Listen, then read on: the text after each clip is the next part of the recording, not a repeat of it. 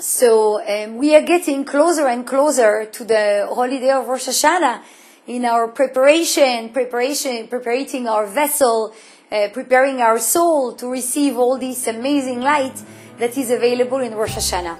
And this week, actually, we're going to have the new moon of the month of Elul, which is the month of Virgo. And I like to compare the whole month of Elul to a dry clean. Entering Elul is entering a dry clean. Our souls are going in and in that, dry cleaning machine and getting all the stains out.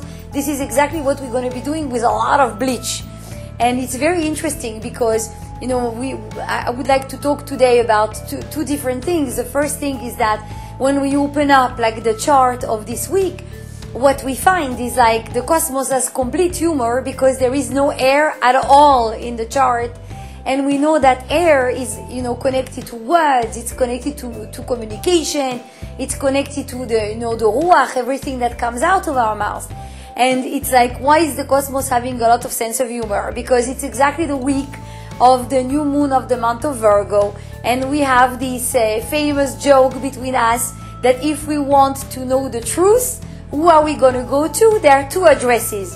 The first address is the Virgo.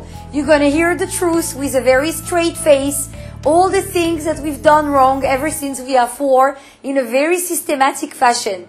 And the second address is the Scorpio. These are the two signs that will tell you the truth, all the truth, and just the truth.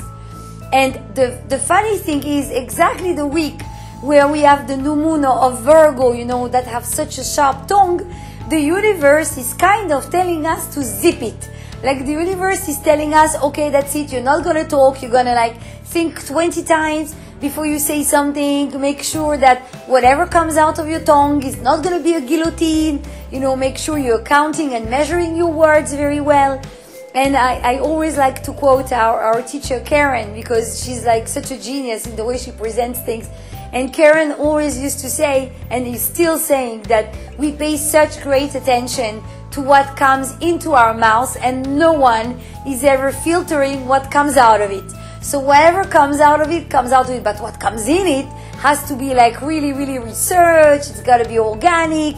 It's got to be, in a good way and in a balanced way. What comes out comes back a little bit in a bit of a carnival way.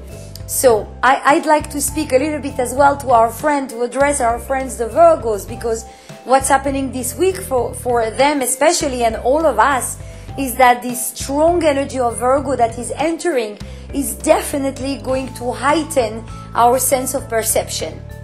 And, we know that there is a very famous test that I did a couple of times in class about the Virgo sign. If we want to know if there are Virgos in the room, or in the classroom, or if there are people with a lot of Virgo energy, the famous test is hilarious.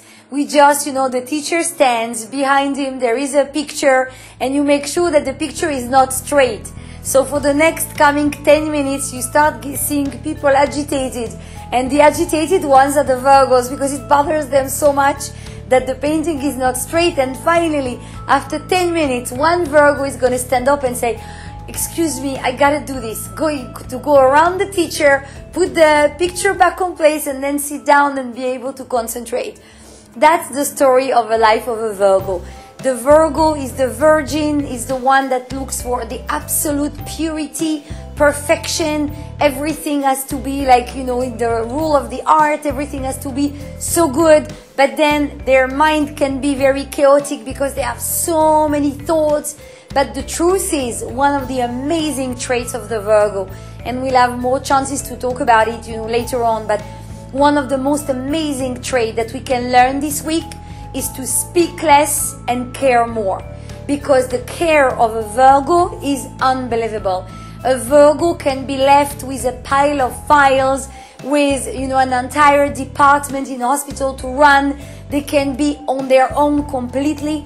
Everything is going to be done really unbelievably well, with all the care, with all the organization. And thank God we are getting a bit of a download this week of this unbelievable care. So my recommendation and our global lesson It's to remain a little bit more silent, weight our words more and more, be aware of what we're going to say, how we're going to say it, and on the other hand, to really connect with the unbelievable light of purity of intention and amazing care that is revealed exactly during this week. So I'm wishing everybody a wonderful week.